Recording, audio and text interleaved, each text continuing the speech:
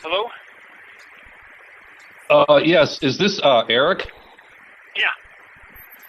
Hi. What? What? Can you hear me okay? Yes, I can. Yes. I was calling because I'm trying to figure out who this character is named Daryl Bradford Smith. Well, why are you asking me? Why don't you just... Well, as I understand it, he used to be his partner, and I'm a little confused about what he's doing. Yeah, but I can't tell you. Have you looked at my website? Is this yes. Joe Blow again? Is this another one of these Joe Blow calls? Who's that? Oh, come on. Who are you? What do you mean? Who are you? My name is John. John, where are you? What's your phone number? I'll give you a call back. Who are you? Come on. Oh, gee. Well, what do you mean? No, a friend of mine in the conspiracy community gave me your number, and he said he knew a lot about things, and I wanted to ask you a couple of questions. It was fucking Chronic, man. Chronic fucked it up, dude.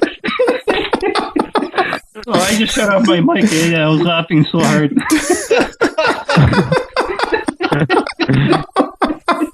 Oh shit! Screwed it up. Man, Chronic. Just shut the mic up. As soon as you heard Joe Blow, I was on the floor rolling around. Man, that was so fucking fucked up. What the hell was that? Chronic, what were you doing, man? Why were you ruining it for all of us? I don't know. I thought you didn't hear it. Hear me? Oh shit! Man, are you sleepy or something, or?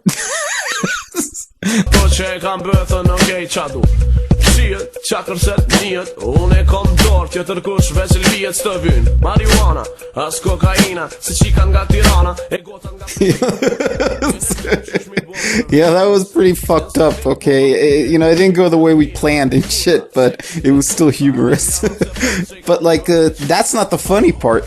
The funny part was the consequences of the phone call. I don't know how, I don't know, who talked to who set off what, but, suddenly we got this crazy bitch to called up me, and she said oh, my name is Peggy, and the way she was talking to me at first, she was like, oh, I know Eric Huffschmidt, blah blah blah, and I thought it was Eric Huffschmidt's jilted lover or something. And then I talked to her first time, she was going crazy, screaming and shit. And then I wait for her to calm down and I have another conversation with her, which you're about to hear. And then Eric Huffschmidt put something on his website oh, I don't know who she is. I don't know her at all. So it's kind of fluid right now. You're in the mix right now for some crazy shit. Honestly, I don't. You gotta hear the thing. It's pretty funny.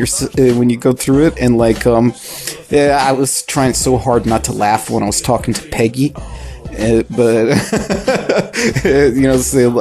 Eric Huffschmidt has an internet stalker. So let's take a listen. You're gonna hear me my other phone call. When she sounds kind of halfway normal.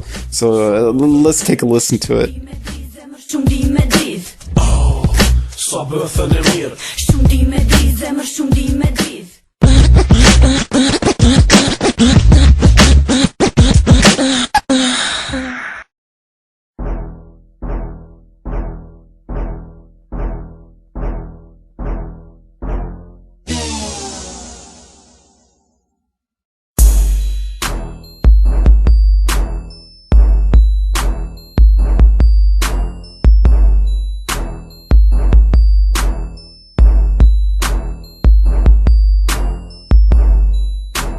Are you really okay? You sounded kind of sad.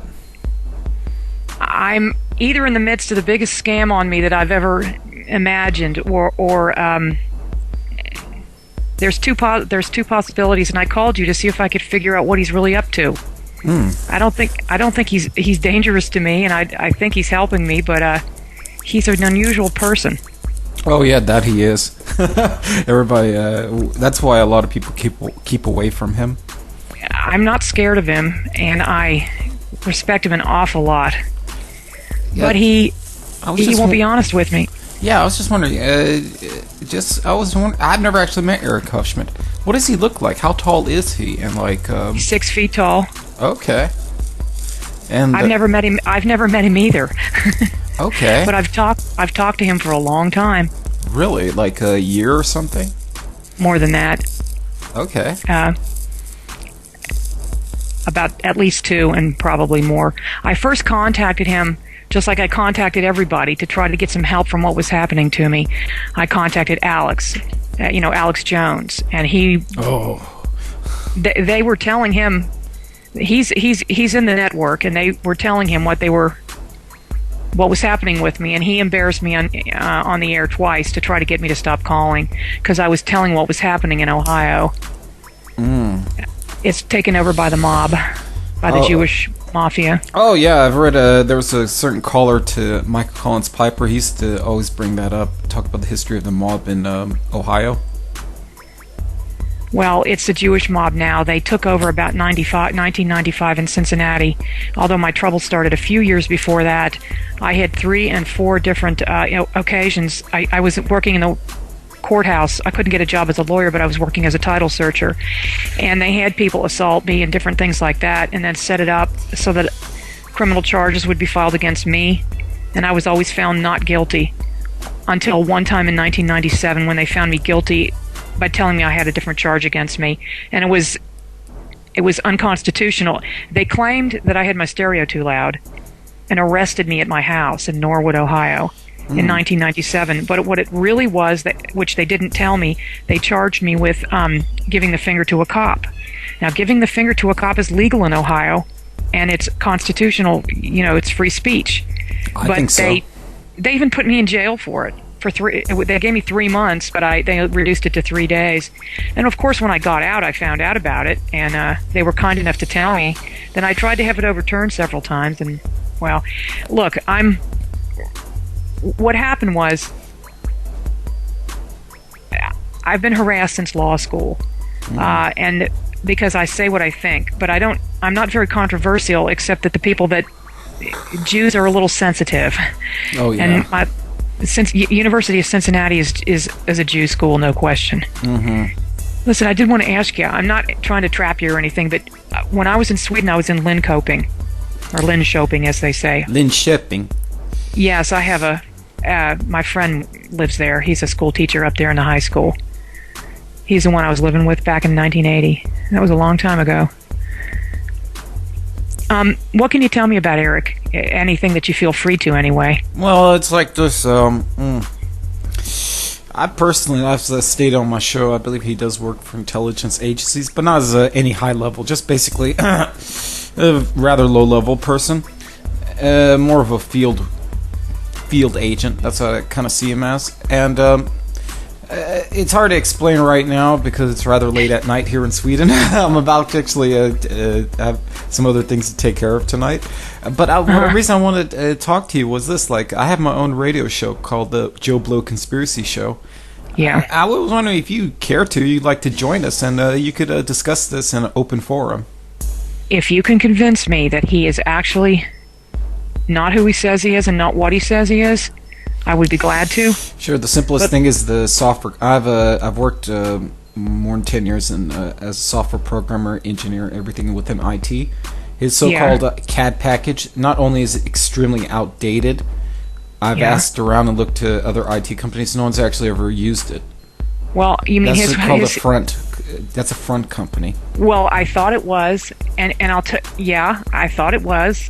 I certainly did. Look, I'm not stupid. I'm pretty quick. And although I had no idea any of this nonsense was going on before I talked to, before 911, basically, I knew that the Jews were really harassing me. And, since 83, I knew something. These people are crazy. Yes. I was no threat to them. But tell me, is he working for Mossad or for CIA or what? What do you think? If I had to put my finger on it, I'd say domestic CIA. Because okay.